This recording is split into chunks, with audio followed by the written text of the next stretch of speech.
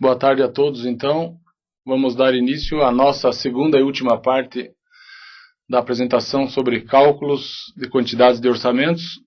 Lembrando que na próxima semana virá o professor Dr. Carlos Luciano Santana Vargas, reitor da UEPG, que apresentará a sua parte sobre cálculos de produtividade e cálculos de mão de obra para fins... Boa tarde a todos, então. Vamos dar início à nossa segunda e última parte da apresentação sobre cálculos de quantidades de orçamentos. Lembrando que na próxima semana virá o professor...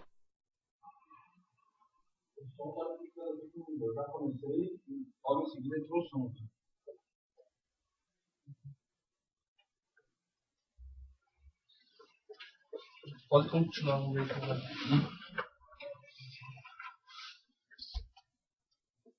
Na aula passada, paramos nesse slide quando estávamos falando em coberturas e passamos para alvenarias.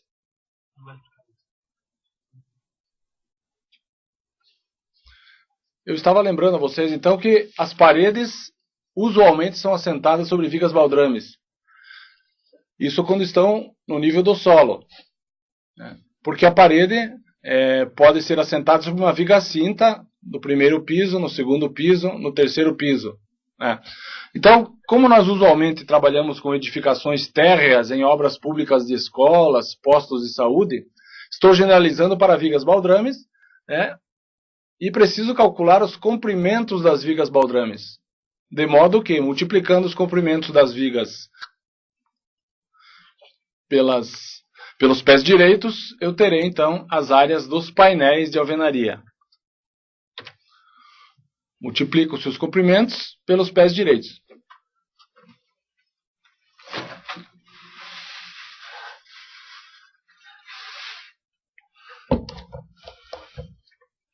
Eu não posso esquecer de que alguns trechos de viga servirão apenas para o travamento, ou seja, no sentido transversal ou longitudinal, algumas vigas que se entrelaçam para fechar o travamento da estrutura e sobre as quais não irão paredes sobre essas vigas baldrames. Então eu terei aí um resumo. As espessuras das alvenarias a chato e a espelho, lembrando que usualmente as edificações têm paredes a chato externas, as paredes têm a espelho internamente. A chato são paredes mais espessas, a espelho são paredes mais finas, porque a nossa cultura construtiva diz que as paredes mais grossas resistem mais. Embora sabemos que o que resiste mesmo na estrutura seria o seu conjunto de peças estruturais, por exemplo, em concreto armado. Então, não há sentido em dizer que somente as paredes, por serem mais espessas, é que resistiriam externamente. A norma diz que um tijolo usual é de 9 por 14 por 19. Então, um tijolo de 9 com 2 revestimentos de 3 centímetros caracteriza uma parede com 15, que seria uma parede interna. E um tijolo de 14 deitado a chato, com mais 3 centímetros de revestimento de cada lado, totalizaria 20. Então, paredes internas com 15 centímetros, paredes externas com 20 centímetros. Então, eu terei, separando o que são alvenarias a chato e a espelho, internas e externas. Posso ter trechos sem alvenarias, onde as vigas apenas executam a função de travamento. E terei trechos com alvenarias a chato e alvenarias a espelho. Isso é importante porque eu vou ter dois números. Área de alvenarias a chato, tanto. Área de alvenarias a espelho, tanto. Para fins de cálculo de áreas que caracterizarão composições de custos de trabalhos para alvenarias a chato e a espelho que são diferentes, porque a alvenaria a espelho, os tijolos são em pé, o pedreiro assenta mais rapidamente, o coeficiente de consumo é diferente. E mesmo porque, para fechar 1 metro quadrado, serão necessários mais tijolos se os tijolos forem deitados e, consequentemente, serão necessários menos tijolos se os tijolos forem em pé. Então, essa caracterização a chato e a espelho unicamente funciona para alvenarias. A partir do momento que eu vou calcular o revestimento dos dois lados, chapisco, emboço ou reboco, não faz diferença se é parede a chato ou a espelho, apenas painéis com as respectivas áreas. Eu, obviamente, em alguns momentos, né, em alguns trechos da minha edificação, vou ter aberturas nos painéis de alvenaria, portas e janelas. Isso significa um acréscimo de serviços. Por quê? Eu preciso parar o assentamento para os ajustes necessários. É muito mais fácil assentar um painel fechado, né, de ponta a ponta, de baixo em cima. Se eu não tiver nenhuma porta, nenhuma janela, essa execução é muito mais rápida. A partir do momento que eu tenho uma porta ou uma janela, eu preciso parar para fazer determinados serviços de ajustes. Fazer uma verga, fazer uma contraverga, fazer um requadramento, né? São coisas que demoram. Então eu não posso considerar o mesmo tempo, a mesma produtividade, como se a parede fosse cega, fechada, sem aberturas. Então esse acréscimo de serviço, eu preciso parar o assentamento para os ajustes necessários. Não seriam necessários ajustes se o vão fosse fechado, né? E eu preciso calcular um tempo equivalente para preencher o vão, né? No caso,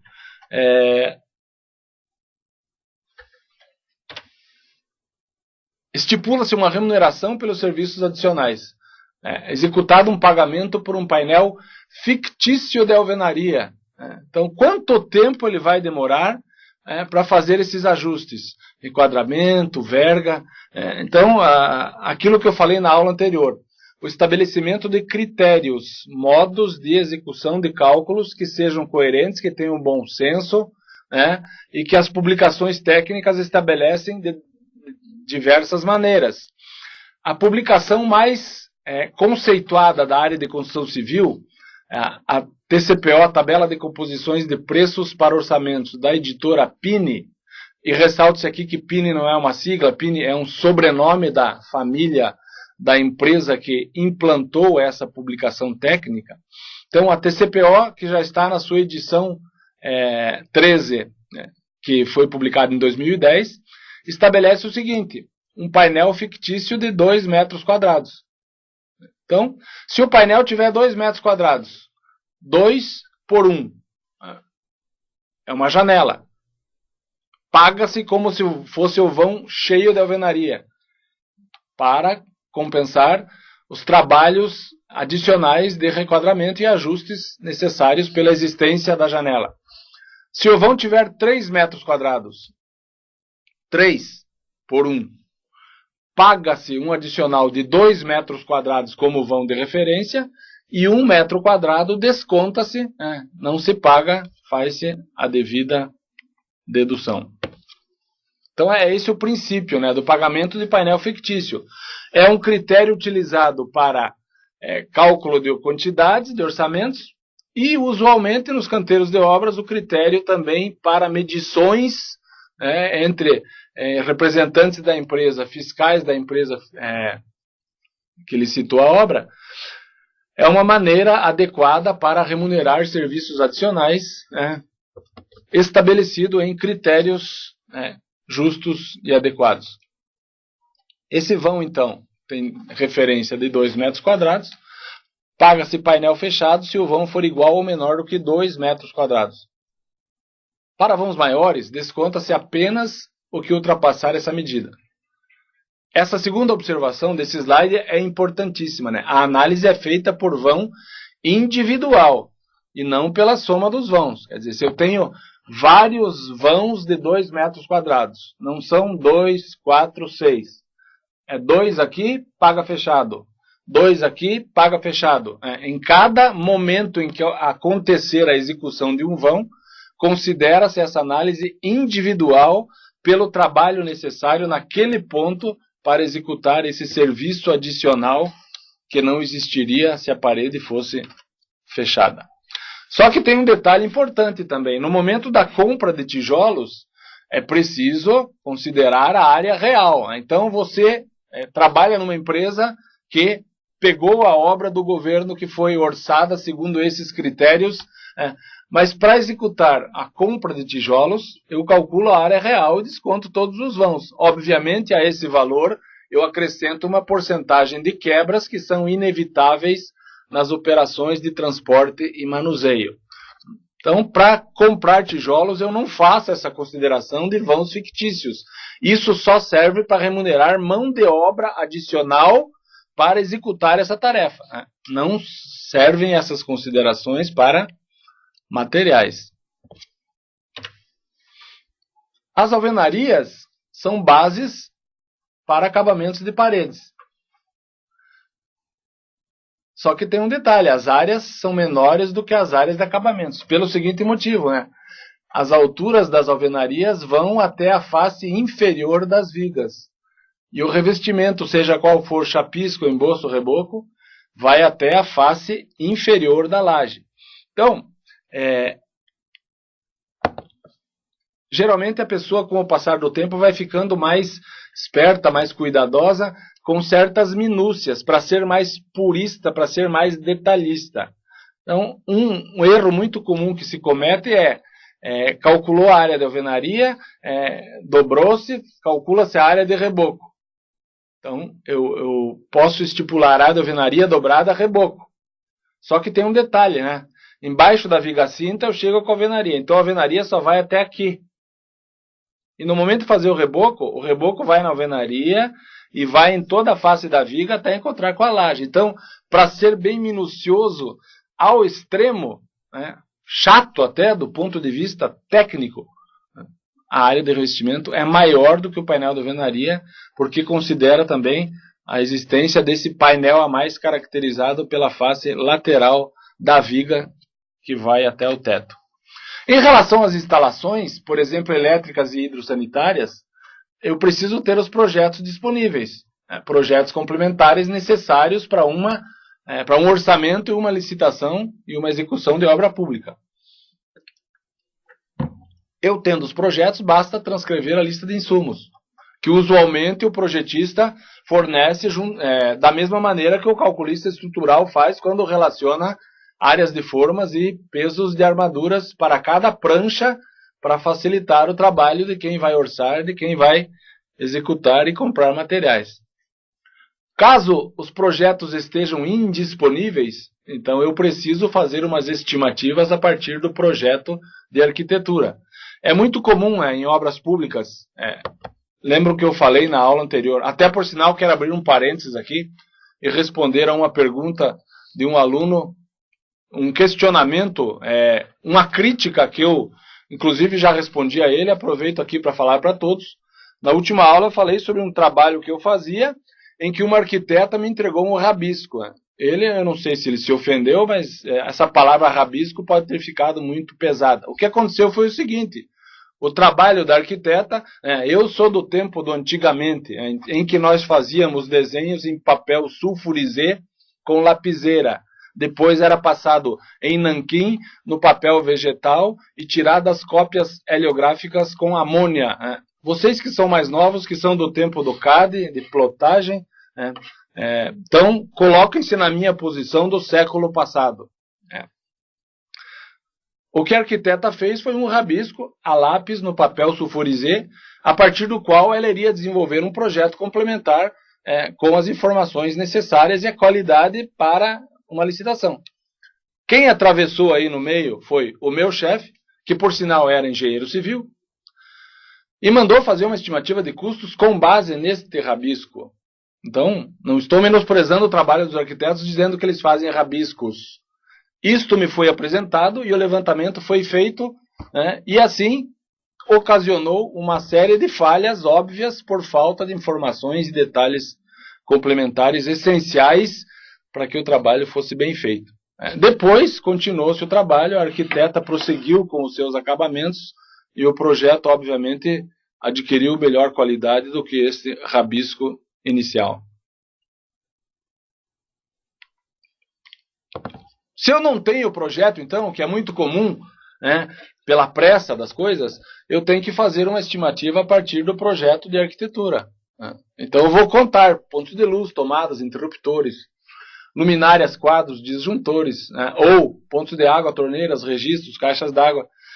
Se o projeto existir, é muito mais fácil porque as quantidades já estão precisas. O projeto hidrossanitário, o projeto elétrico não existindo, é uma estimativa de contagem na qual eu posso cometer erros, esquecer, posso deixar passar alguma coisa na pressa de uma contagem improvisada.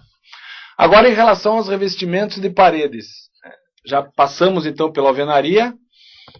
Vejam bem, estou falando aqui do jeito tradicional de construir do padrão cultural brasileiro.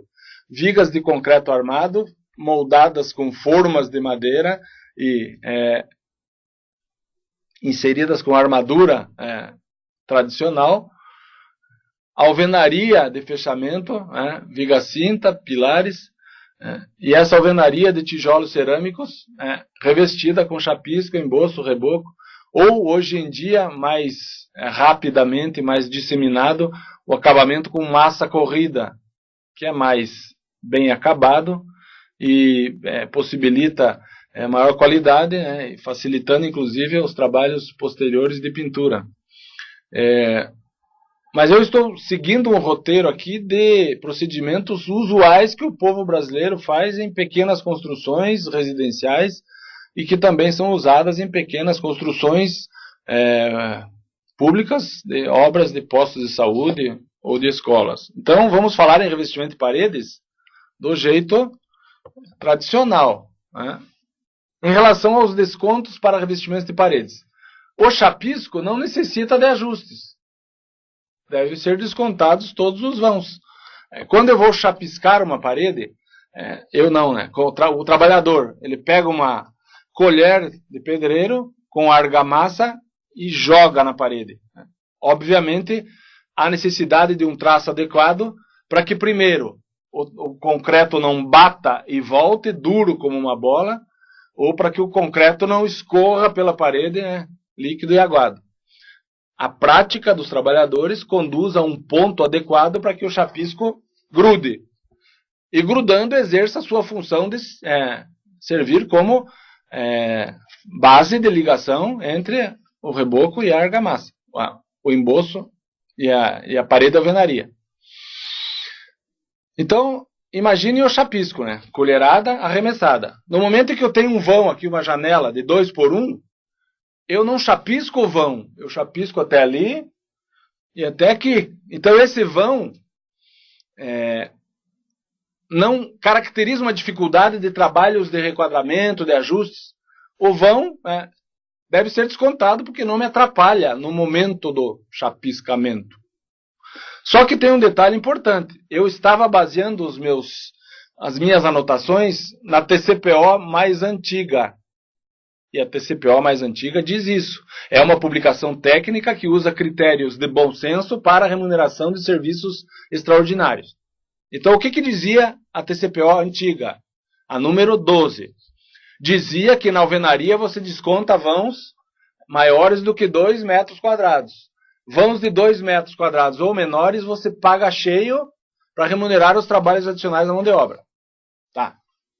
O que a TCPO 12 dizia em relação ao chapisco? O chapisco desconta-se todos os vãos porque isso não caracteriza remuneração de serviços adicionais. Não atrapalha nada. No entanto, nesta semana, depois que eu montei as apresentações para a semana passada, eu fui, por desencargo de consciência, na última edição da TCPO número 13 de 2010, e lá eu achei... e vou colocar aqui para vocês, imprimir uma...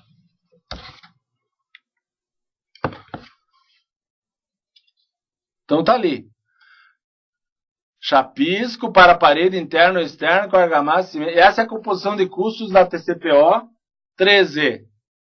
E o que diz lá embaixo? Critério de medição pela área. Considerar cheios os vãos com área inferior ou igual a 2. Vãos com área superior a 2, descontar apenas o que ceder a essa área. Mas peraí, está bem o contrário do que eu estou dizendo. Bom, aí também não entendi mais nada, Se a Pini fazia isso, diferenciava o chapisco porque não dá serviço adicional.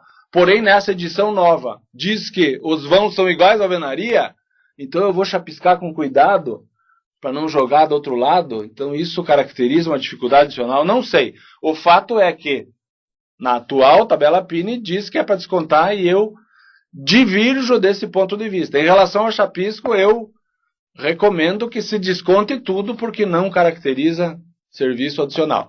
Então, o chapisco não necessita de ajustes, devem ser descontados todos os vãos. Isso é um critério pessoal meu, né?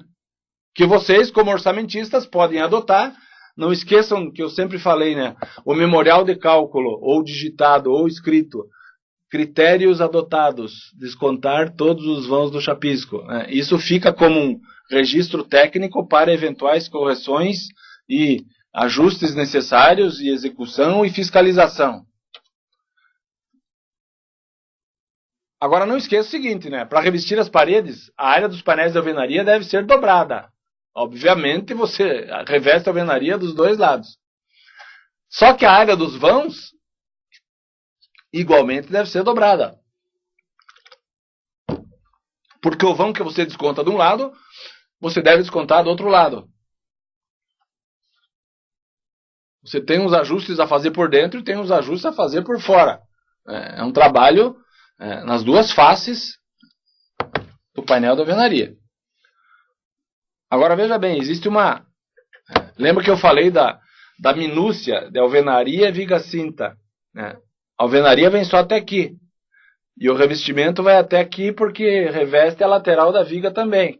Então, se eu pegar a área da alvenaria e dobrar, vai ficar faltando esse pedaço superior. Então, existem certos detalhes dos quais nós podemos perder o controle de precisão, de coisas que podem dar diferença.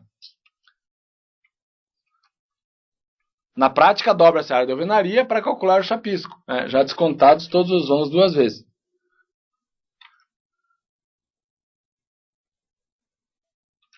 No emboço e reboco, vejam que eu fiz observação em vermelho aí, né?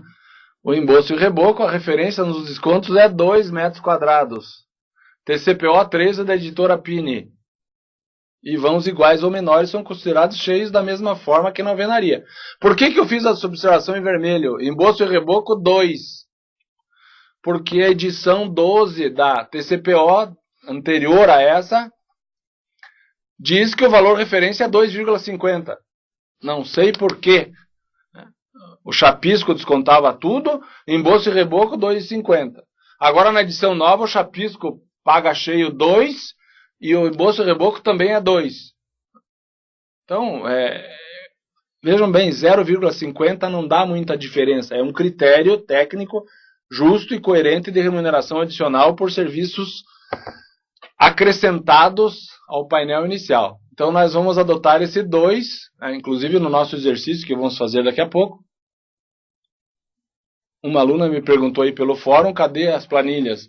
Eu abri aqui, está lá na lista de materiais. Não sei porque ela não tinha conseguido abrir. Esta planilha nós vamos fazer na segunda parte da aula de hoje. E existe uma planilha muito similar que vai ser a atividade que vocês vão fazer referente a esta parte da disciplina.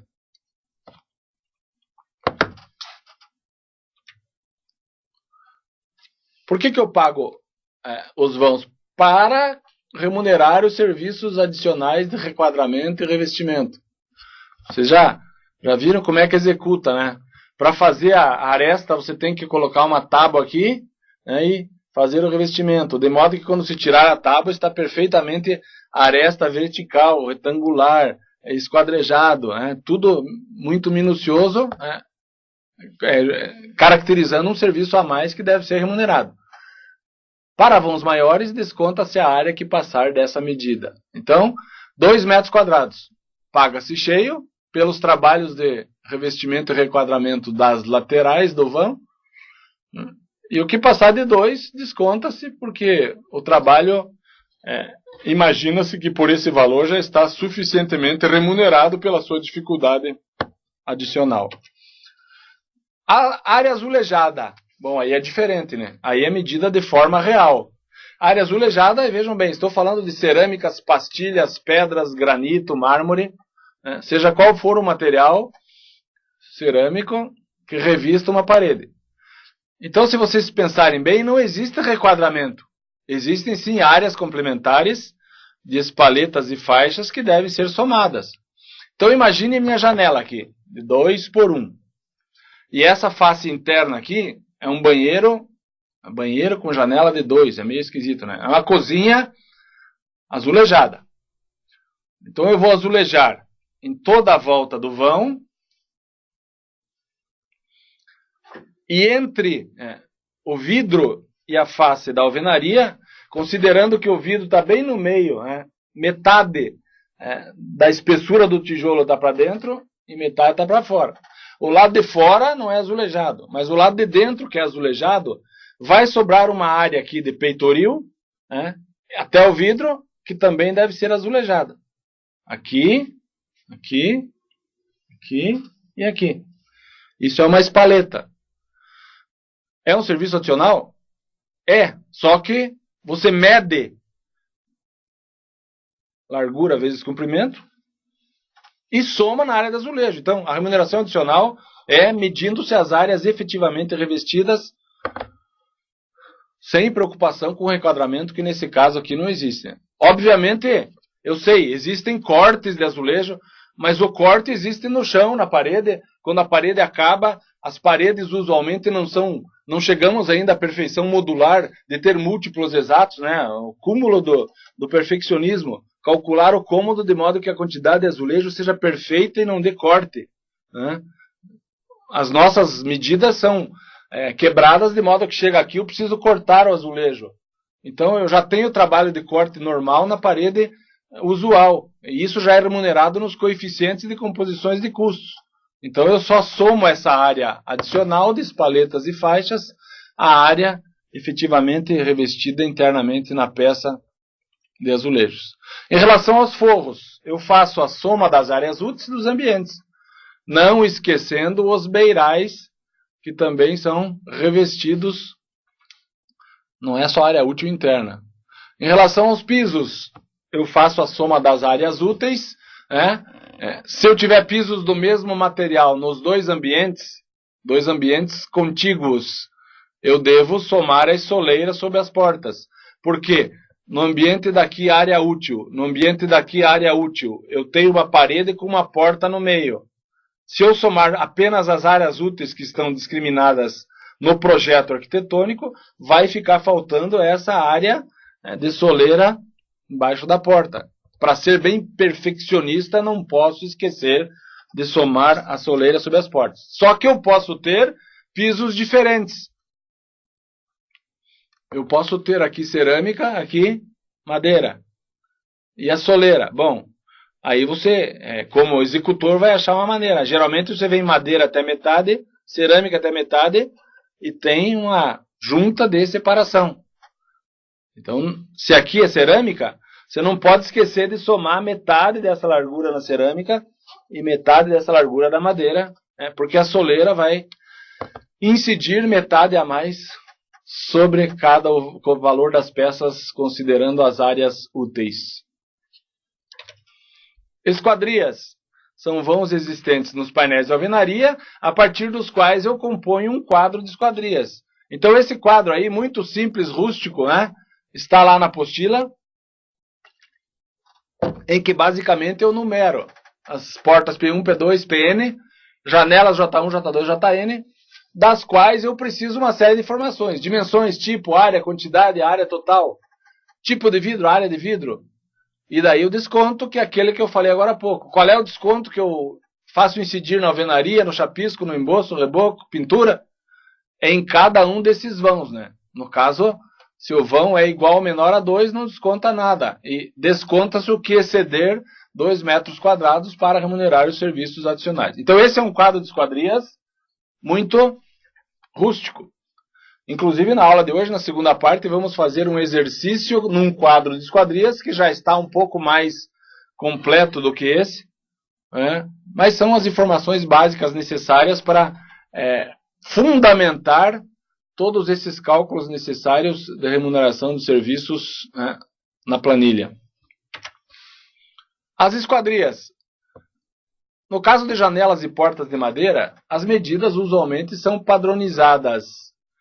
Porta de madeira, principalmente, 80 por 2,10 70 por 2,10 ou 60 por 2,10, ou às vezes esquadrias com duas folhas, 1,60 por 2,10 com duas folhas de 80. São medidas padronizadas que você compra pronta. Então, contam-se por unidades.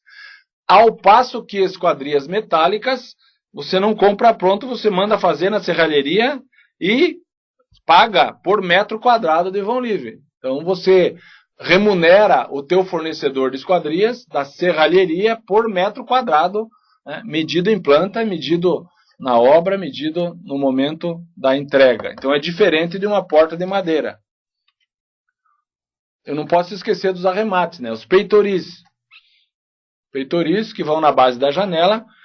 Para ser bem preciso em relação ao acabamento, insere-se esse peitoril 4 centímetros para cada lado da base da esquadria. Então eu posso fazer um cálculo bem simples. Minha janela de 2, peitoril 2. Mas para ser bem minucioso e preciso em relação ao encaixe, eu posso jogar 2 metros e 8 centímetros, 4 centímetros para cada lado da base da esquadria. Soleiras. As soleiras internas são aquelas que vão entre os batentes da porta, das quais eu já falei, que podem ser do mesmo material ou podem ser de materiais diferentes, divididos exatamente ao meio por uma junta. É claro que a obra é minha, eu posso fazer do jeito que eu quiser, né? Então, a minha área aqui é cerâmica, aqui é madeira. Então, a obra é minha, o projeto é meu. Eu resolvo fazer a madeira até aqui, passando inteira embaixo da porta. Não, resolvo fazer a cerâmica, passa inteira embaixo da porta. O fato é que em algum momento vou ter uma junta e que preferencialmente deve estar no mesmo nível, né, para arrematar isso de alguma forma esteticamente agradável, visualmente adequada. Nas soleiras externas, eu faço igual aos peitoris, né? Soleira é um peitoril de porta, digamos assim, para ser bem simplista. Eu avanço 4 centímetros para cada lado da base da porta. Então a porta de 80, 88 centímetros de comprimento de soleira. Vidros. Primeiro eu preciso identificar as esquadrias nas quais são colocados vidros. Algumas não são. Geralmente portas de madeira são cegas, não tem vidro. Mas eu posso ter uma porta de madeira até a metade de madeira e da metade para cima envidraçada. Isso vai estar devidamente caracterizado no projeto arquitetônico, de acordo com as intenções do projetista e especificado em detalhes, cortes, memoriais, e deve ser especificado. Geralmente, esquadrias metálicas têm vidros, mas eu posso ter uma porta chapeada metálica cega sem vidro. E isso vai estar convenientemente detalhado em projeto, identificando as esquadrias nas quais são colocados vidros, separando por tipo e por espessura e calculando uma área envidraçada. Pintura. Bom, eu geralmente vou pintar o reboco, certo? Já falei para vocês que usualmente as construtoras têm adotado acabamento em massa corrida. É melhor, mais esteticamente mais agradável, ao tato, o acabamento fica mais perfeito. Mas estou falando aqui do jeito tradicional de executar uma obra, né? Chapisco, emboço ou reboco. E que alguns chamam de chapisco, reboco, calfino. Não importa. O fato é que são 3 camadas. Fina, grossa, fina. Aderência do emboço na alvenaria e aqui acabamento final. Seja como for, é essa face de acabamento final que vai ser pintada. Então, sobre essa face que se coloca a pintura, que a tabela Pini também adota como referência para os descontos 2 metros quadrados. É a mesma área total do reboco, antes dos descontos, e incidindo os descontos a partir da referência desse valor menor. Por que está escrito isso? Atenção, eu esqueci de arrumar isso. Detalhe. Aquele vermelho que estava na transparência anterior, eu arrumei porque fui ver a tabela Pini atualizada.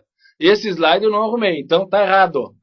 Esqueçam isso. Eu vou falar igual aquele presidente. Esqueçam o que eu falei. E se disserem que eu falei, eu nego.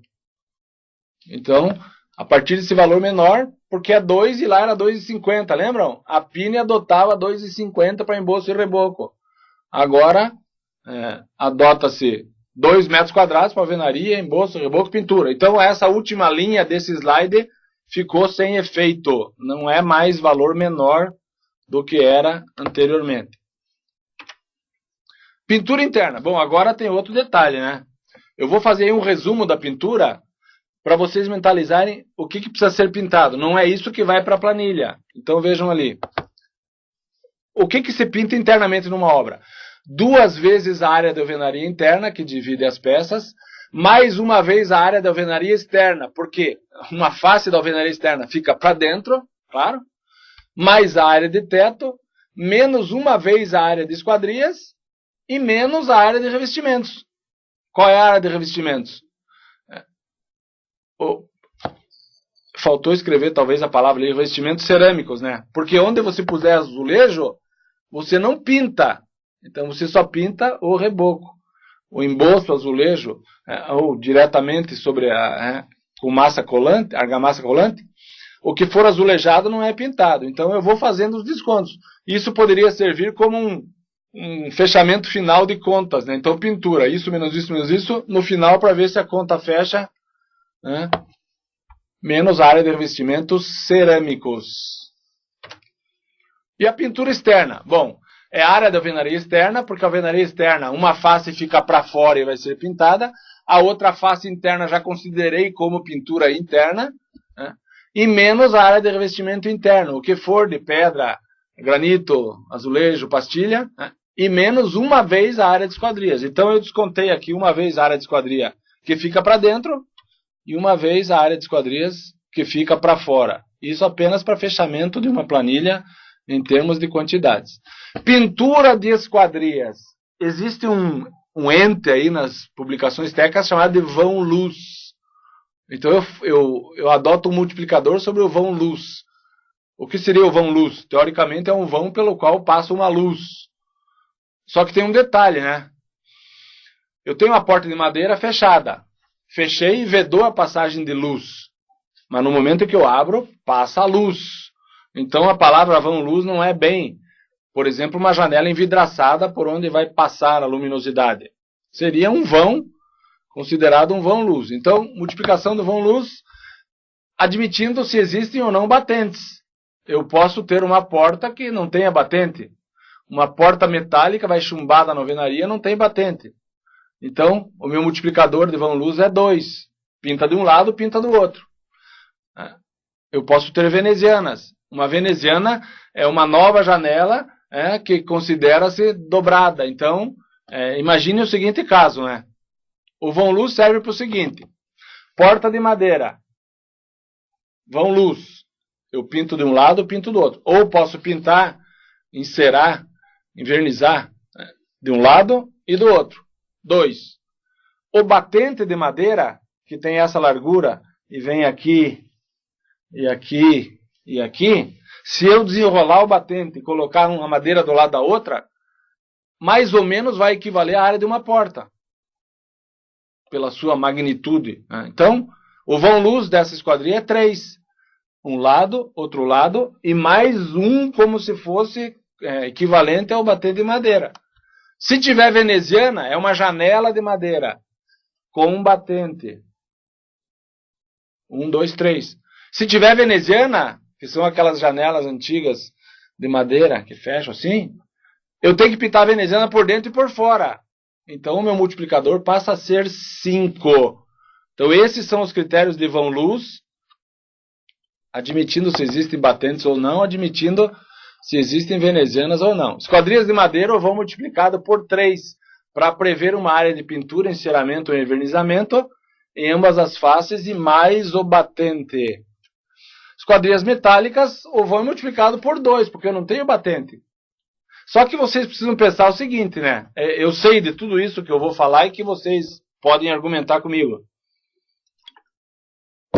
Uma área mínima do vão é constituída de metal. Como é que eu vou pagar pintura de esquadria metálica? Claro, isso depende se você vai pagar ou se você vai receber.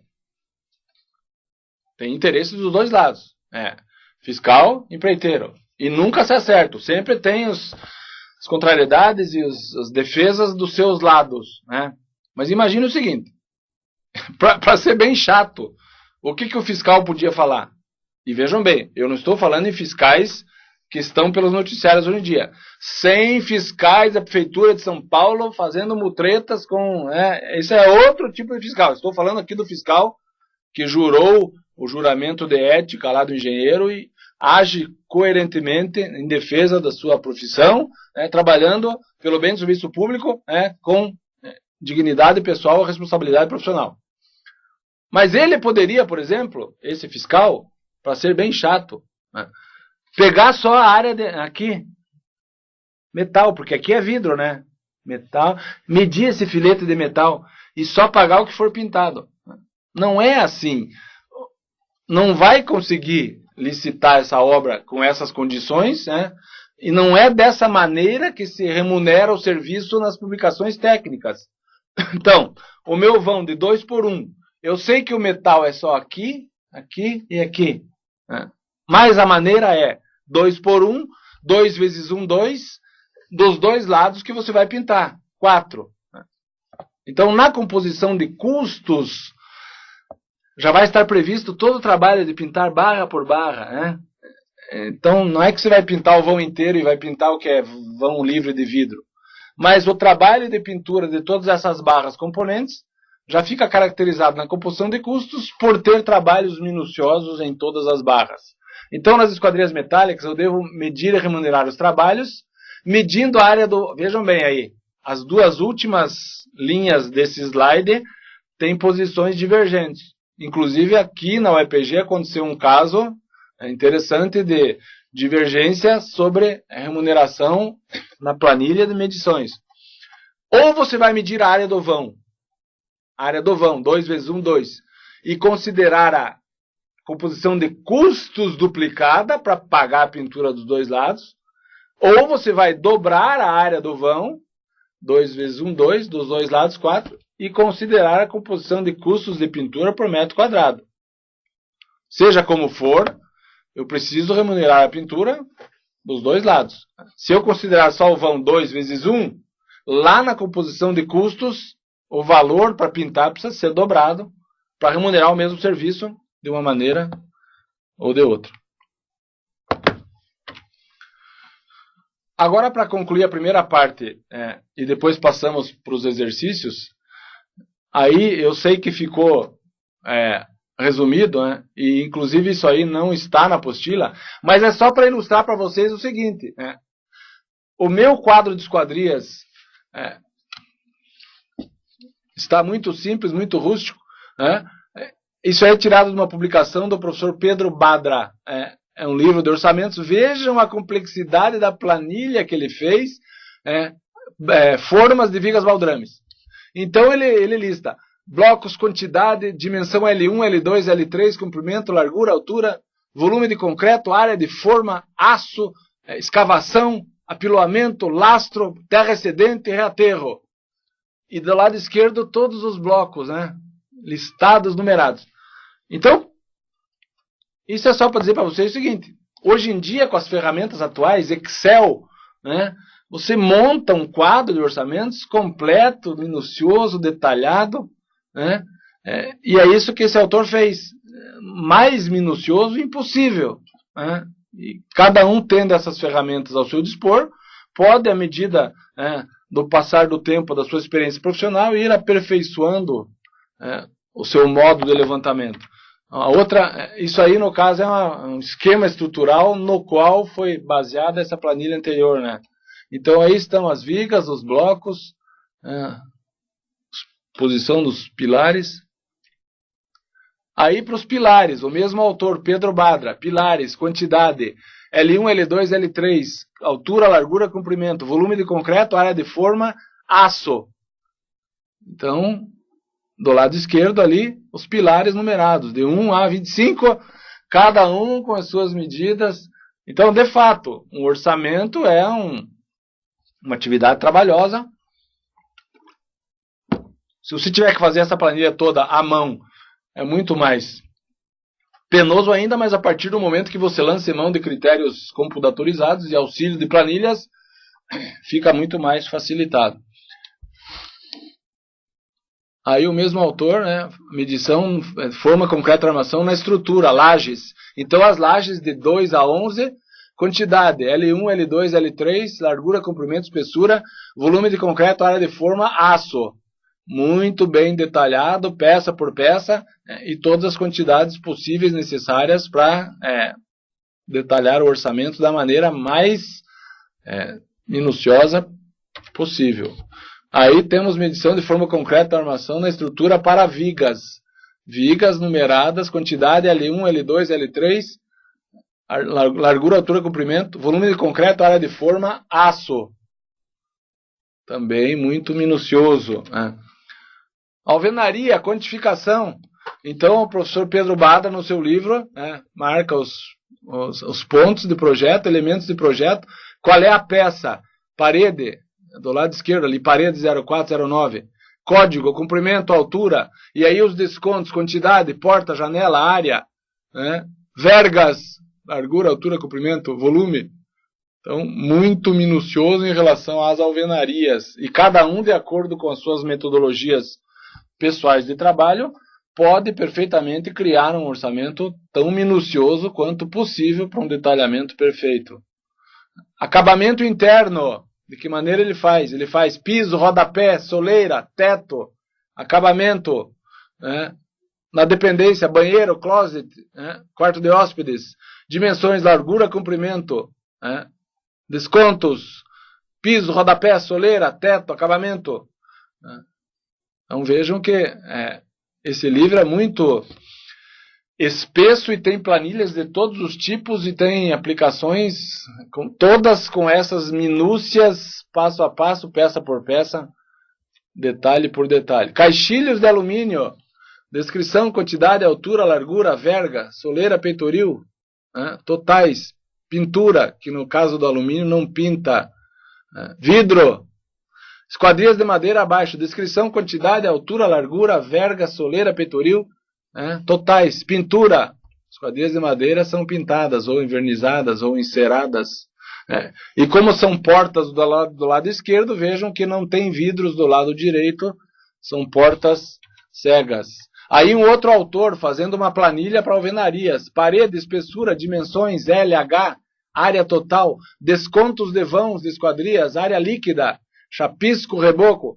Um outro professor, Aldo Doria Matos, citado pelo professor Ítalo, que estipula um outro tipo de levantamento um pouco mais simples.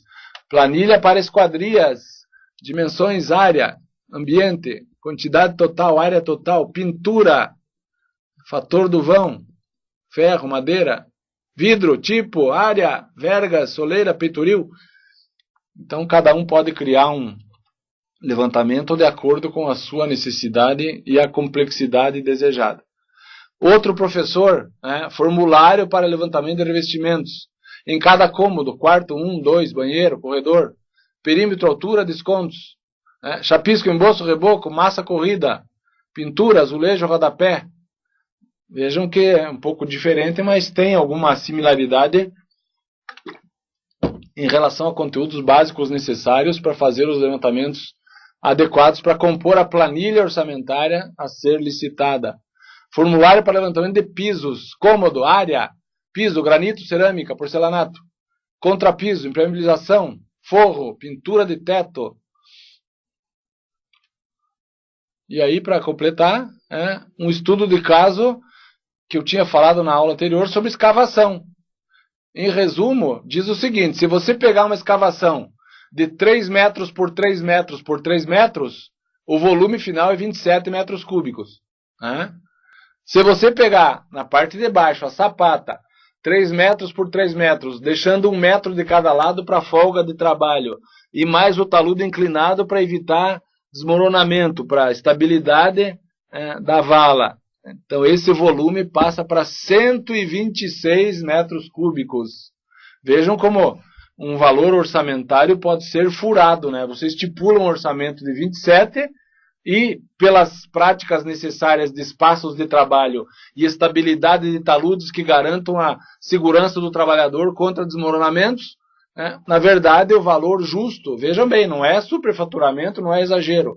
O valor justo e necessário de escavação é 127 metros cúbicos, 100 metros cúbicos a mais, em cada sapata.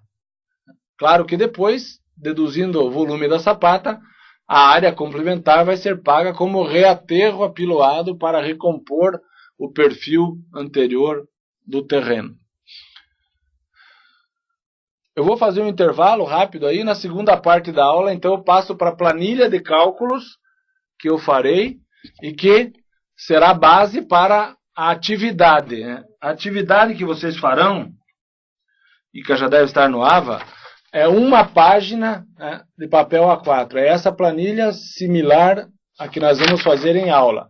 Tem 2 cálculos a serem feitos no quadro, na tabela, e mais 5 cálculos a serem feitos aqui embaixo. Essa é a atividade da minha parte. E nós vamos fazer um exercício bem semelhante agora na segunda parte da aula. Então, como é que eu estou determinando que vocês façam? Nós temos um problema aí, claro, são poucos, não são todos, né? Que os tutores estão me relatando que é o problema da geração copiar-colar. Então, muito fácil, né? Pegar esse arquivo em Word, digitar, claro que ninguém vai copiar-colar do outro, digitar e recarregar no sistema, no AVA, em Word. Então, como são poucos cálculos e vai valer 20 pontos, eu vou estipular e determinar aqui uma dificuldade. Com autorização da chefia, né? Já trocamos uma ideia e ficou decidido assim. Vocês vão imprimir, vão preencher a mão, certo? E vão fotografar, vão passar no scanner e vão PDF, sei lá, e vão carregar a atividade preenchida à mão da maneira que for mais conveniente. Eu só não deixei espaço aqui, né? Para colocar o nome. Mas daí vocês identificam, ou os tutores, né? Deixei serviço para os tutores. Cada um que...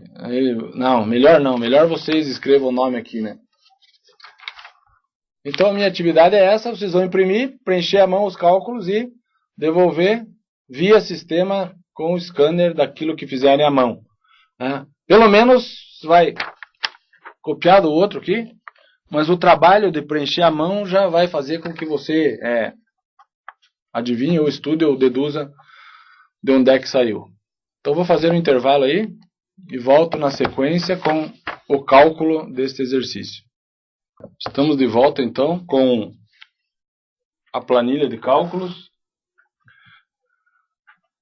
Não esquecendo o seguinte que eu falei na aula anterior, né?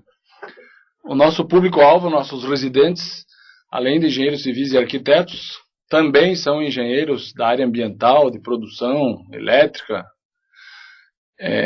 Tem outras formações que talvez não tiveram nos seus currículos de graduação a parte orçamentária de obras civis, com esses detalhes que nós estamos vendo hoje aqui, né? A licitação e o cálculo de orçamentos para uma obra pública, da área de edificações, postos de saúde, escolas.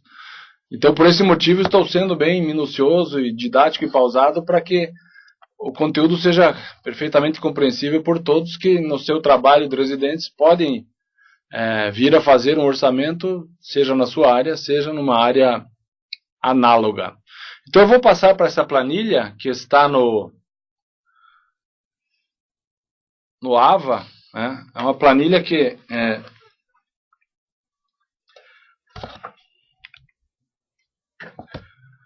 eu elaborei da maneira como eu falei para vocês ali. Então, para não perder o foco da visualização, eu vou manusear a planilha aqui na minha câmera de documentos da seguinte maneira. Vejam o cabeçalho ali. Casa padrão CEF 42 metros quadrados.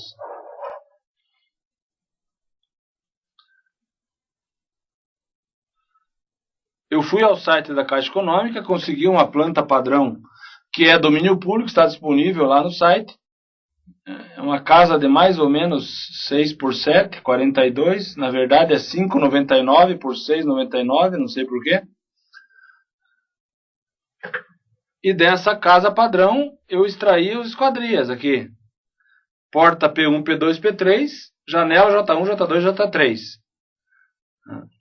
Então eu estabeleci de cada esquadria a alvenaria, se era externa, se era interna. Essa diferenciação é apenas para serviço de alvenaria, para saber se a alvenaria é chato ou é espelho. Depois, na hora do revestimento, tanto faz se a alvenaria é tijolo deitado, tijolo em pé. As dimensões de cada esquadria, o tipo, se é de abrir, se é de... Eu sei, né? Uma esquadria é de abrir, né? Porta vai abrir, obviamente. Mas em vez de abrir, eu posso ter de correr, né? Posso ter máximo ar, ou posso ter metálica basculante, madeira ou metálica, né? Então, e a quantidade? 2, 2, 1, 3, 1, 1. O primeiro valor que está em branco na planilha de vocês, que eu já preenchi aqui, é o seguinte, né? Área de cada esquadria. Então, 80 por 2,10, 1,68. 70 por 2,10, 1,47. 60 por 2,10, 1,26. 1,40 por 1,40, 1,96. 1 por 1,20, 1,20. 60 por 80, 48. A partir daí, né, 1,68, duas esquadrias, 3,36. 1,47, duas esquadrias, 2,94. 1,26, uma esquadria. 1,96, 3 esquadrias. 5,88, 1,20, uma esquadria. 0,48, uma esquadria. Tipo de vidro, nas janelas, nas portas de madeira não tenho vidros. Área de vidro, 0.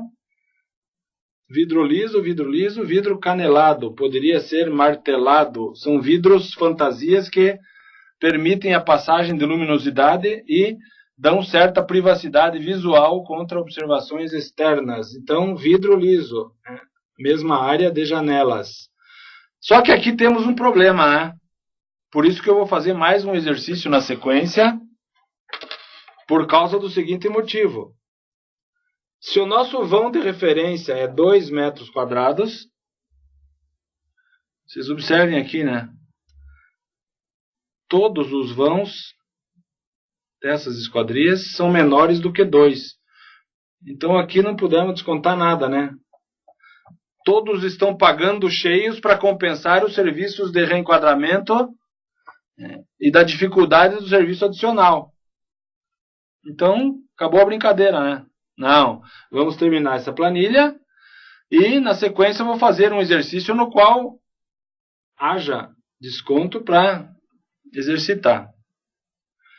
Desconto no chapisco. Bom, no chapisco a minha referência é descontar todos, certo?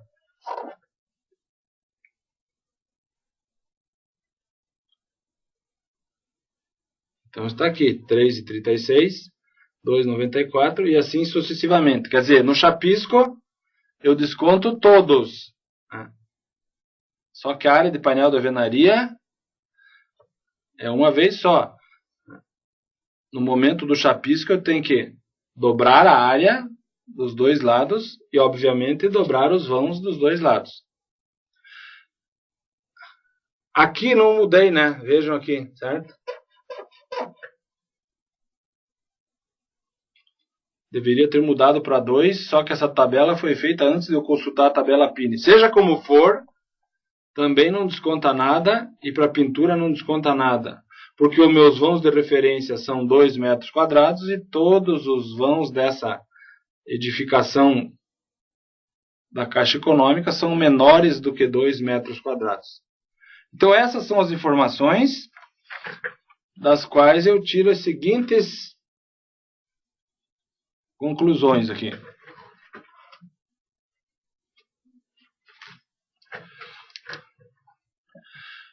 Comprimento de alvenarias achato, considerando que o pé direito é 2,60. Então, eu medi na planta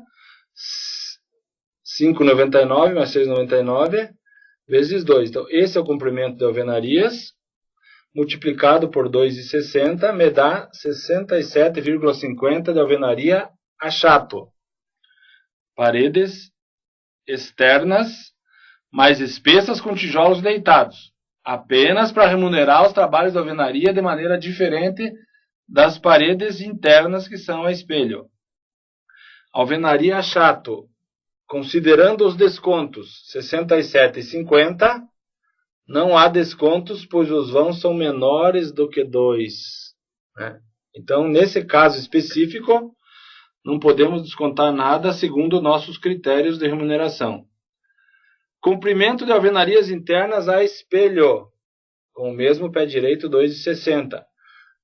Eu medi em planta todos os trechos de comprimentos de paredes, dá 14,97 metros. É comprimento, né? Não é metros quadrados. Área bruta dos painéis, 14,97 vezes o pé direito, 38,92. Aqui acontece a mesma coisa, né? Não há descontos, pois os vãos são menores do que 2 metros quadrados.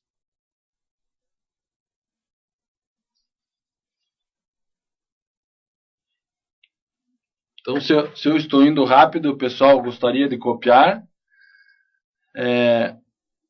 Então, logo termine a aula aqui, eu posso postar no AVA esse gabarito resolvido. Assim, simplifica para quem não teve tempo de anotar tudo. Área total de alvenaria. Achato. A espelho. 106,42 metros quadrados. Por que eu fiz a área total de alvenaria? Considerando que eu separei a achato e a espelho para remunerar os trabalhos de maneira diferente. Porque a partir de um certo momento eu unifico a área de alvenarias e passo para os revestimentos.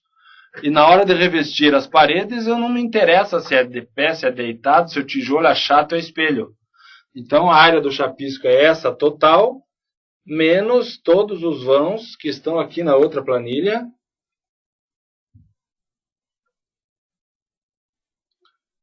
E que são descontados todos, porque no chapisco eu não tenho problemas de reenquadramento. Então é 91,30. Então, área de chapisco é o painel da alvenaria, menos os vãos uma vez só, nas duas faces. Então eu dobro para achar a área de chapisco. Fiz uma vez só, tanto o painel da alvenaria como os vãos, e multipliquei por 2 para dobrar, porque chapisca-se nas duas faces. E o emboço, reboco e pintura, que também é nas duas faces, é o mesmo 106,42 de lá, vezes 2, 212,84. E também não há descontos, pois os vãos são menores do que 2 metros quadrados. Então, nessa planilha, tivemos uma dificuldade, que foi o fato de os vãos serem todos menores do que 2. Então, essa era apenas uma planilha ilustrativa. E agora passo para planilha que vamos fazer agora.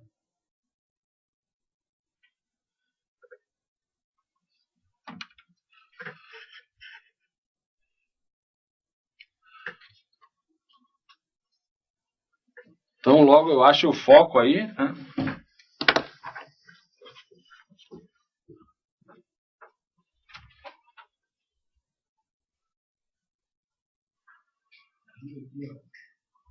Eu coloquei outra planilha lá, saiu do foco.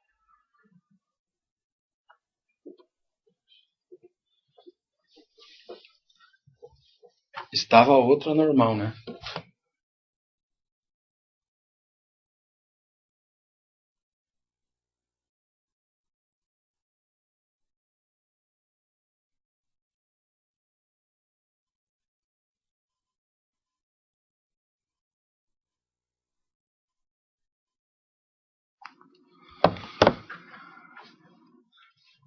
Então essa planilha eu vou fazer mais devagar. E o que eu fiz aqui?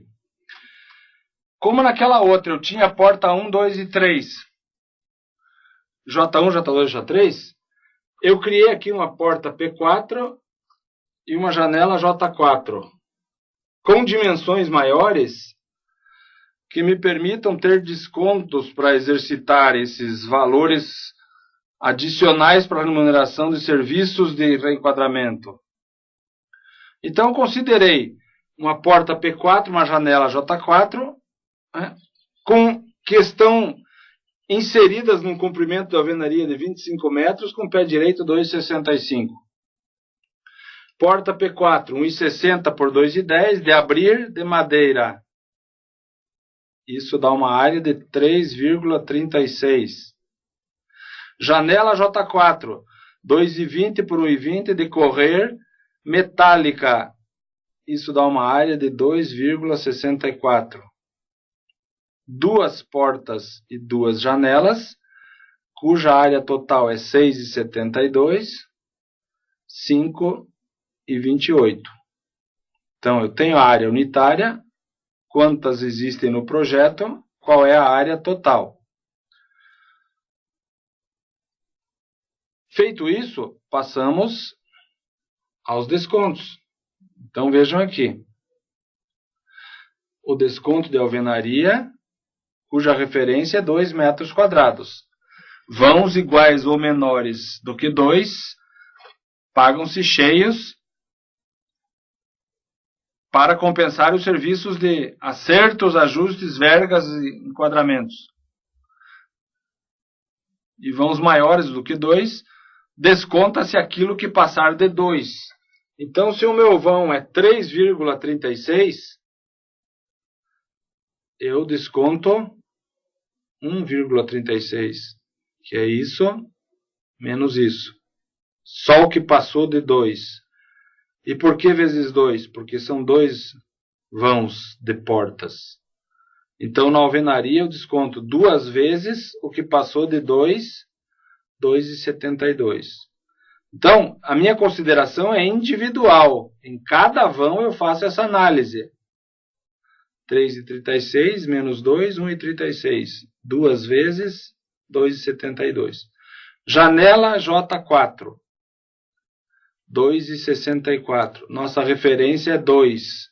Então, 0,64, que é isso menos isso, vezes 2, porque são duas janelas na nossa consideração fictícia. Então, agora temos descontos de alvenaria. Só se paga o que for igual ou menor a 2. Desconta-se a diferença. No chapisco, a nossa referência é todos. Então, 6,72 já é a área total, desconta tudo. 5,28 já é a área total, desconta tudo. Então, vejam que isso é diferente disso. Aqui, só descontei 2,72. Tudo que eu não descontei serve para remunerar de maneira adicional um trabalho, um painel fictício da alvenaria. Isso é corrente no meio profissional, como elaboração de orçamento, como medição, como fiscalização. É um jeito tradicional de se remunerar serviços adicionais. É de consenso, é aceito, é um critério justo, coerente e necessário, com o qual vocês muito vão se deparar, seja no serviço público, seja nas atividades privadas. Então aqui desconta tudo, porque no chapisco é só jogar argamassa, não tem serviço nenhum de reenquadramento. O desconto de embolso, reboco e pintura, como nós adotamos a mesma referência aqui, é a mesma aqui, 2,72, 1,28. E agora passamos para os cálculos complementares. Considerar um comprimento fictício da alvenaria de 25 metros, pé direito de 2,65. Área bruta dos painéis de alvenaria, 25 vezes 2,65. 66,25 metros quadrados.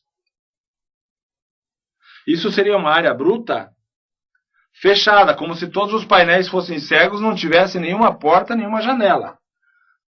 Só que eu tenho alguns descontos pagando os serviços para vãos iguais ou menores a 2 e só descontando a sua diferença.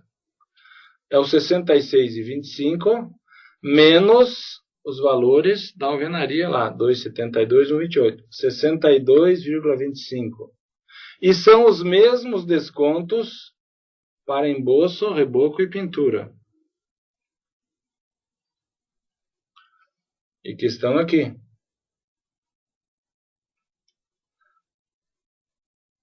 Só que vai ter uma diferença que já vou falar. Área de chapisco é o mesmo painel bruto, 66,25. Comprimento vezes o pé direito. Painel cego, só que com mais descontos do que na alvenaria, porque lá não dá serviço nenhum de enquadramento. Então é isso e isso. Isso e isso. 54,25. Só que o painel da alvenaria é uma vez só. Base vezes altura.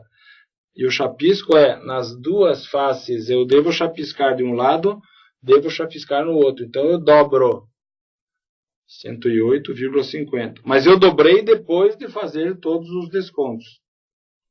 E no emboço, reboco, pintura, a mesma coisa. É o painel de alvenaria com os descontos, só que nas duas faces, porque eu reboco de um lado e reboco no outro. O que seria diferente aí que poderia modificar essa planilha? Por exemplo, o fato de eu ter azulejo.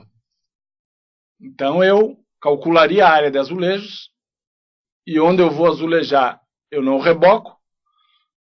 E da área final de emboço reboco, né, eu teria emboço, azulejo e aqui reboco e pintura, diminuindo uma da outra. Como eu fiz um exercício fictício, e o que vocês vão fazer, que está lá no AVA, é muito semelhante a esse, com essas contas aí, né?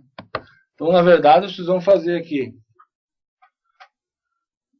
essas duas contas de área total, duas linhas de desconto de alvenaria, chapisco, emboço, reboco, pintura. E depois esses cálculos complementares aí, comprimento de alvenaria, área bruta, descontos, chapisco, emboço, reboco, pintura. Muito semelhante com outros números, e que eu quero que vocês exercitem o seu lado numérico, manual, né, que hoje em dia está meio abandonado com a predominância de computadores e calculadoras, porque vocês algum dia podem ser levados vão a campo, no meio do mato, não tem recurso de computador, vão fazer um croquis à mão livre e trabalham num lugar que não tem sistema, programa de computador, e às vezes vão ser levados a calcular uma planilha de maneira manual. Isso ainda é perfeitamente possível nos dias de hoje para pequenos serviços técnicos. Obviamente isso não seria o caso de uma licitação de uma escola de 10 salas de aula. Estou falando em pequenos serviços, por exemplo, de reparos, reformas em edificações no interior dos distritos.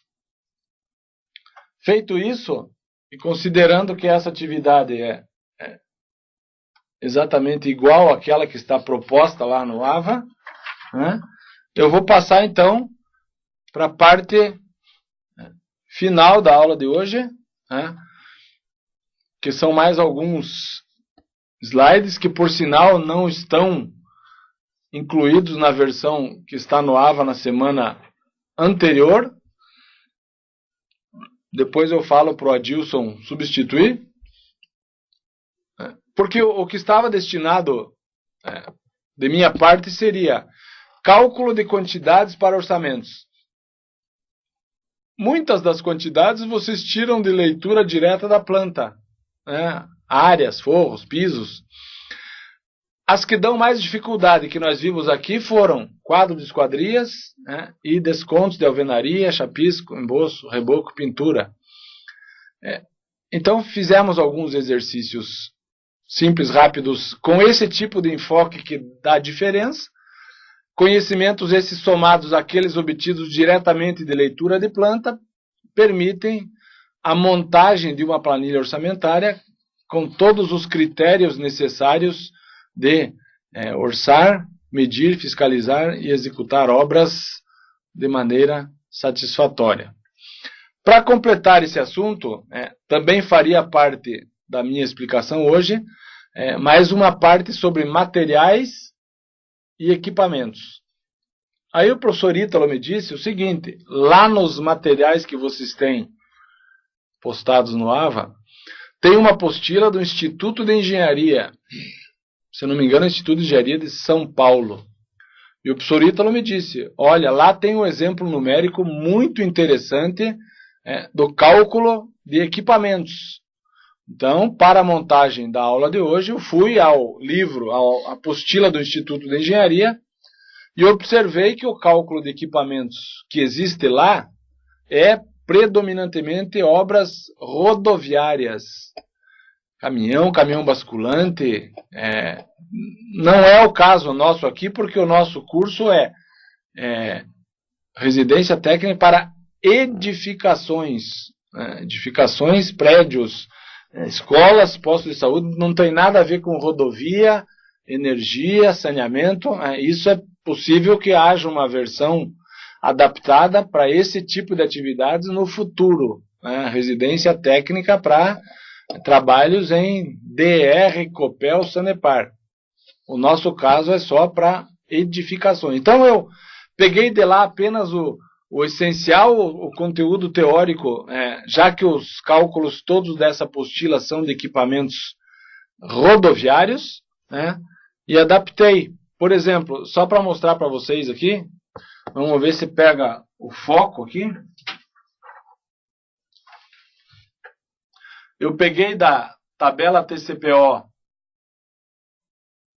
13, da PINE de 2010, uma composição de custos, sobre a qual o professor Ítalo falou na aula dele anteriormente, para concreto estrutural virado em obra, controle A, consistência para vibração, Brita 1 e 2, na qual estão relacionados os componentes, as unidades e os consumos.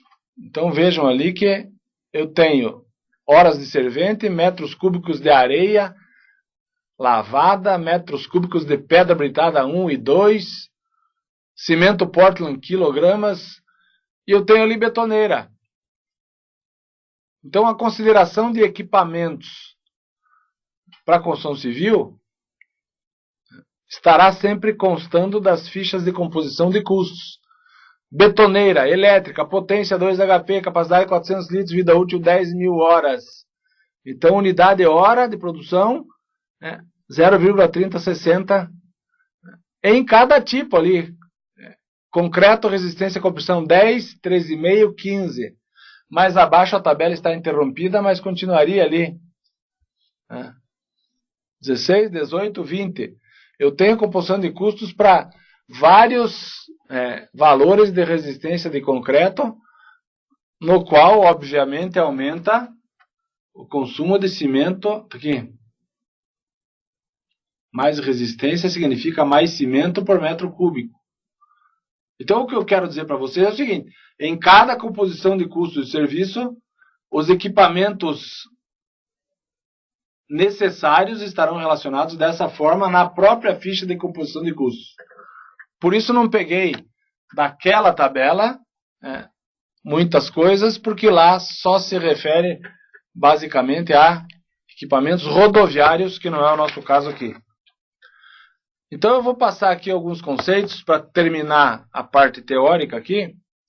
Por exemplo, o seguinte, falando sobre perdas. É inevitável que no processo produtivo aconteçam perdas. Por exemplo, corte de tijolos. Hoje em dia você pode comprar tijolo e já aproveita para comprar o meio tijolo, para fazer as amarrações nos cantos em que, em cima de um tijolo, você põe meio tijolo e assim sucessivamente para dar as amarrações necessárias em termos de estabilidade da parede. Claro que o preço do meio tijolo é igual ao preço do tijolo inteiro. Você não paga metade porque o tijolo é meio. Mas é uma facilidade. Senão, o que você faria? Você pegaria o tijolo inteiro, né, e quebraria no meio. Não dá bem no meio, esmigalha tudo, perde, quebra tudo, pega mais um.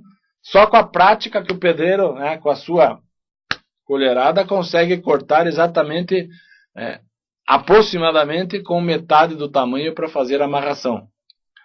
Então é inevitável que no corte de tijolos eu perco, vira caliça. Eu sei também que eu posso ter reaproveitamento de materiais. Por exemplo, formas de madeira compensada. Se eu tiver uma forma de madeira compensada, resinada, plastificada, eu posso usar N vezes, 5, 10, 15 vezes, subindo nos pavimentos tipo de andar por andar, até que ela se deteriore e perca a sua função de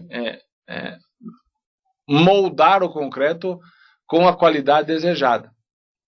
Então eu tenho perdas de tijolos, tenho reaproveitamentos de materiais, e tudo isso, como diz na última linha ali, considerar nas composições de custos, ou seja, o engenheiro ou o arquiteto, que elaborou essas composições de custos das publicações técnicas, com a sua experiência, já pensou em tudo isso, e naquele coeficiente ali já estão previstas as perdas, os reaproveitamentos, de modo que você compra a madeira compensada para fazer tuas formas, naquele coeficiente, formas de madeira. Então você põe lá, chapas compensadas, consumo, tantos metros quadrados. Nesse consumo, já está previsto que você vai utilizar essa forma, por exemplo, 5 vezes. Então você não vai orçar o mesmo preço que você pagou o metro quadrado lá, colocar aqui. Tem uma compensação pelo fato de você utilizar várias vezes. Então a maioria dos serviços vai ser compensada nas composições de custos. As próprias perdas de tijolos, perdas de aço, por exemplo, você com as barras de aço você não tem como aproveitar 100%. Você vai cortar de acordo com as dimensões das vigas, dos pilares, vai perder. Existem programas de computador que fazem uma otimização, de modo que você possa aproveitar o máximo possível de pedaços complementares com o mínimo de perdas, mas vai perder, vão sobrar tocos de ferro pelo canteiro, e que você pagou, você comprou. Onde isso é compensado? Na composição de custos. Aço estrutural, consumo por metro cúbico de concreto, ou por quilo de aço. Vai ter aqui, não é 1 quilo, é 1,10, 1,15, de modo que você remunere as perdas que são inevitáveis no processo construtivo. Em relação aos materiais, existem coeficientes de consumo de materiais e que estão previstos nas fichas de composição de custos. Então, por exemplo, alguns traços de concreto utilizam 6 sacos de cimento por metro cúbico, 300 kg, ou 7 sacos de cimento por metro cúbico, 350 kg. Então, de acordo com o traço, com as necessidades das características do concreto que você necessita, os coeficientes de consumo já estarão indicados nas fichas de composição de custos. Em relação aos preços dos materiais, eles devem ser pesquisados na praça de execução da obra, por fornecedores do mercado. Então, vou dar um exemplo para vocês. Em 2007, estive em Rondônia, ministrando um curso lá pelo Senai, e a realidade lá era outra. Exatamente naquela época estavam sendo iniciados os estudos e estavam em fase de ir a canteiro a implantação das usinas hidrelétricas de Santo Antônio e Jirau, no Rio Madeira, nas proximidades de Porto Velho, assim, questão de 20 quilômetros de distância da cidade. Só que naquela época, em que estava iniciando a construção dessas duas usinas hidrelétricas, não havia disponibilidade de cimento na região.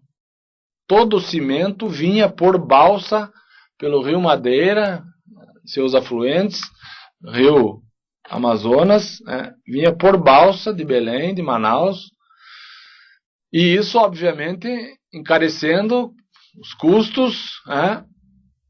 Então, a cidade de Porto Velho, de tal maneira, está em fase de crescimento e mais duas usinas hidrelétricas, que naquele momento estratégico decidiu-se pela construção de uma fábrica de cimento.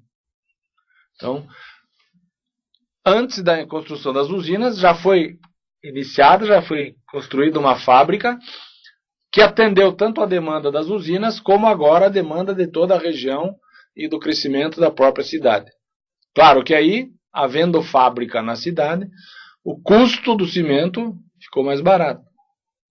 Mas como não tinha, o material deveria ser orçado da maneira como é viável que chegue até lá, por balsa. Então vai ter um custo por metro cúbico.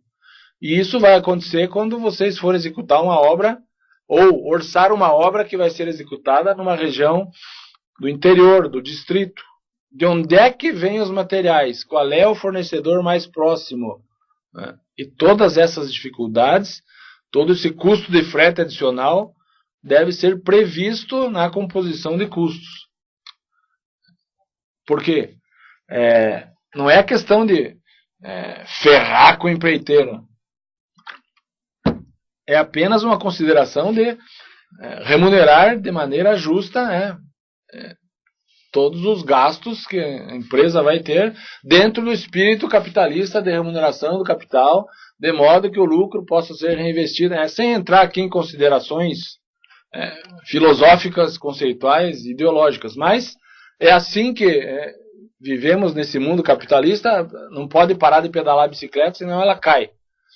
Então é assim que funciona a sociedade. Trata-se de remunerar adequadamente a empresa, mesmo porque um orçamento baixo que não preveja tudo isso, não vai aparecer nenhuma empresa interessada em fazer e vai postergar a licitação até que sejam corrigidas essas distorções. Em relação a equipamentos, que já falei agora há pouco, o termo técnico que mais espelha a realidade dos equipamentos é seu custo horário. O equipamento ou você tem, ou você compra, ou você aluga. Tem certas... Ponta Grossa começou agora com a febre dos edifícios altos e começaram a fazer com grua. Então, grua era uma novidade, agora tem em toda parte. Então, grua é um equipamento caro. E nós fomos visitar uma obra na qual o engenheiro, que era ex-aluno aqui do UEPG, hoje virou engenheiro residente de prédios construídos com grua. E para comprar uma grua, é preciso fazer uma série de cálculos sobre, por exemplo, viabilidade econômica. Será que vale a pena?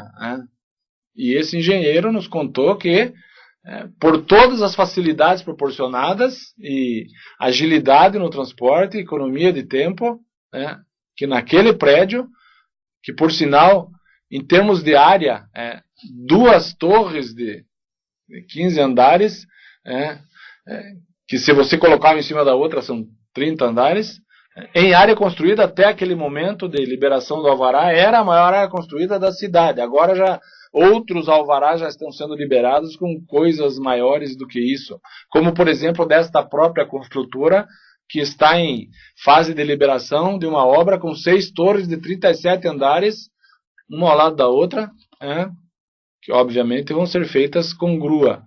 E ele disse que, para o chefe dele, teve que justificar a viabilidade econômica de adquirir essa grua. E depois, que a obra já está em fase de início de acabamentos, numa visita técnica com alunos, ele disse que neste prédio a grua já tinha sido paga 3 vezes. Quer dizer, pela agilidade, pela velocidade, prazos diminuídos. Então, o equipamento tem um custo horário. Quanto custa a grua por hora? Ou eu faço pesquisas no mercado, ou procuro publicações em revistas especializadas, que são limitadas, que não atendem a todas as necessidades. Eu posso ter equipamentos alugados, com ou sem operadores.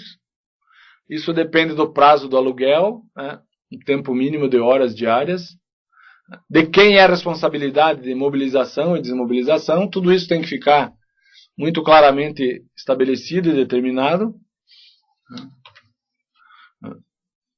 E aí vou relacionar alguns fatores que influem no custo dos equipamentos. O custo de aquisição do equipamento, que obviamente é o maior. A vida útil do equipamento, que também existe para eletrodoméstico, para automóvel. Todo equipamento tem uma vida útil prevista. Nós, engenheiros, provavelmente arquitetos, quando estudamos, fomos instruídos a pensar numa vida útil de uma estrutura em termos de 50 anos. É claro que 50 anos não quer dizer que a estrutura vai desmoronar, não. Com os devidos cuidados de manutenção, a vida útil pode ser prolongada. Mas, obviamente, se nada for feito, a estrutura vai se deteriorar. Então, o equipamento também tem uma vida útil. E supondo que quem gaste um valor razoável no custo de aquisição, vai tomar todos os cuidados em relação à manutenção para que essa vida útil seja otimizada e prolongada. Terceiro, valor residual. Quarto, depreciação. São conceitos de engenharia econômica, valor residual. Depois de toda a vida útil, quanto que sobrou, por quanto que eu vou vender, quanto que depreciou. O carro zero se tira da loja, foi até na esquina, pronto, já vale 20% a menos. É inevitável pelas leis do mercado.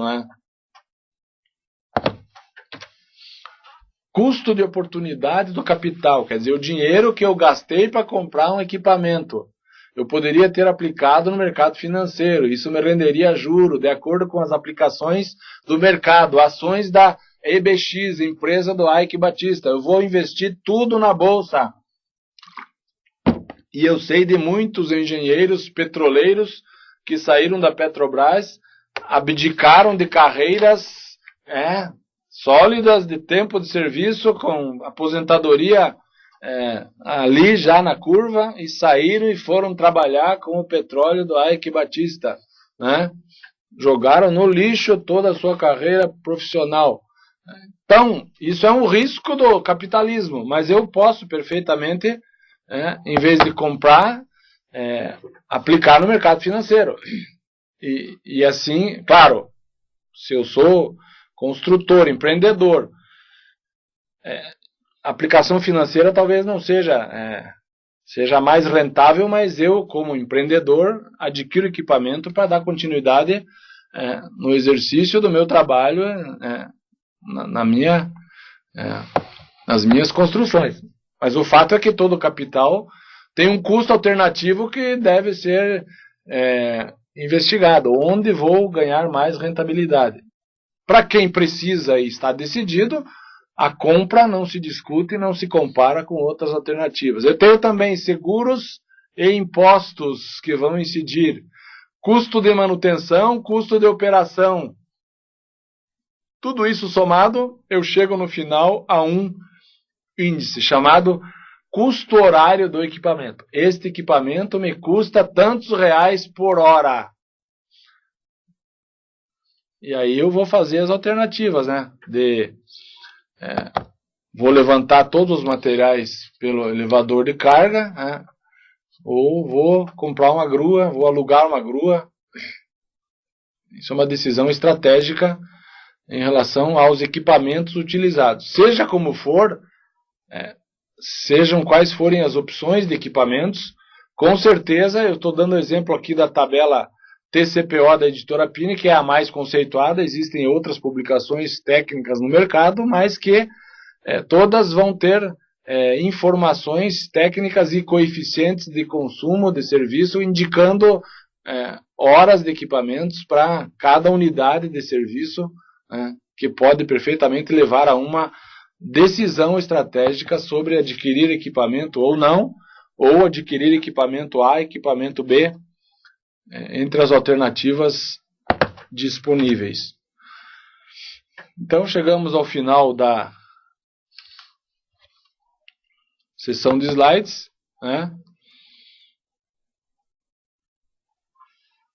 Em relação às atividades, já fiz os comentários necessários.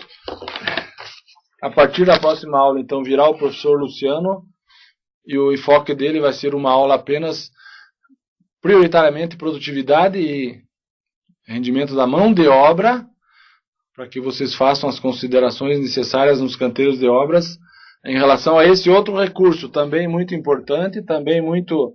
A construção civil ainda não progrediu para a mecanização, muito embora existam empreendimentos e hipermercados que são construídos de maneira mais rápida, com pré-moldados, com outro dinamismo, mas ainda continuaremos necessitando da mão de obra intensiva, e essa deve ser levada em consideração, mesmo porque o empresário não é que ele seja bonzinho, mas as considerações necessárias em termos de mão de obra e equipamentos de segurança estão todas baseadas nas exigências da legislação e da fiscalização, que busca investigar se todas as prescrições estão sendo atendidas, com pesadas multas, àquele que infringe esse tipo de relacionamento. Então, a consideração da mão de obra é muito importante, seja em termos